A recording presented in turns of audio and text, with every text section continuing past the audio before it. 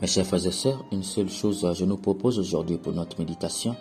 Quand l'échec est définitif, avec Jésus, la réussite devient effective. L'échec est un résultat négatif d'une tentative dont on s'attendait à une réussite. L'échec, c'est une partie de la vie. L'échec a deux causes essentielles, sa propre faute et la faute de l'autre.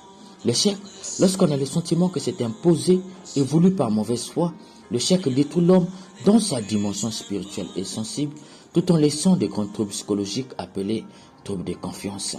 C'est dans ce sens qu'il ne faut jamais être la cause volontaire de l'échec répété de quelqu'un.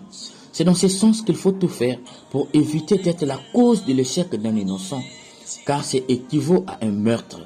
C'est une destruction totale de l'homme, d'où certains vont se retrouver et d'autres plus jamais. C'est pourquoi, si quelqu'un doit vivre l'échec, qu'il soit la conséquence entière de sa propre faute. Personne n'aime l'échec, même pas Dieu. C'est ce que nous pouvons retenir des textes d'aujourd'hui. Dans l'évangile, Jésus montre que Dieu n'est pas l'auteur de l'échec. Il n'aime pas voir l'homme échouer, surtout quand il a essayé de tout faire bien. Il sait que l'échec immérité détruit l'homme. En effet, Jésus enseigne sur la rive. Il aperçoit la barque de Simon. Il sait que le pauvre Simon a connu l'échec, puisque toute la nuit, il a fait de son possible. Il n'a rien eu comme un poisson.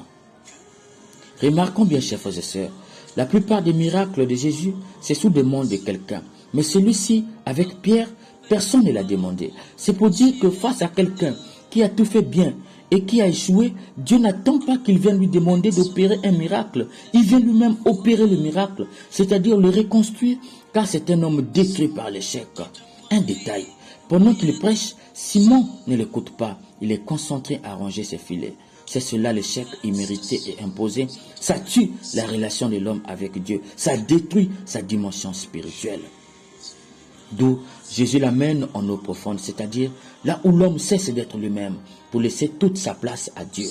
C'est là qu'il lui dit « jette les filets ». Malgré lui, Pierre jette les filets et le miracle s'est opéré. L'échec définitif, puisqu'ils avaient rangé leurs filets, devient une réussite effective. Mes chers frères et sœurs, quand l'échec est définitif, avec Jésus, la réussite est effective. Dieu n'aime pas voir un de ses enfants fournir autant d'efforts et ne pas réussir. Dieu ne peut inspirer des désirs irréalisables. Dieu ne supporte pas l'échec d'un innocent. Il descend lui-même pour l'aider. Il vient lui-même opérer le miracle. La seule condition, dire comme Pierre, sur ta parole, je vais jeter le filet. Autrement dit, essaie avec moi. Tu as essayé seul, cela n'a pas marché. Maintenant, essaie avec moi. Crois que je ne t'abandonnerai pas. Je connais ton passé, j'ai vu tes efforts. Tu as peiné et combattu pendant des années sans espoir. Maintenant, donne-moi tes peines et laisse-moi agir avec toi. Ne crains plus, je suis dans la même barque avec toi désormais. C'est pourquoi Paul dit dans la première lecture à la communauté de Colosse, vous porterez des fruits. Oui, mes chers frères et sœurs, lorsqu'on se laisse guider par la sagesse et l'intelligence de Dieu, on finit par porter les fruits. L'échec définitif devient la réussite effective.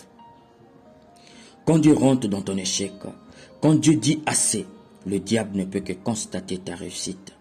Laisse Dieu rentrer dans tes échecs, ta réussite deviendra effective. Amen.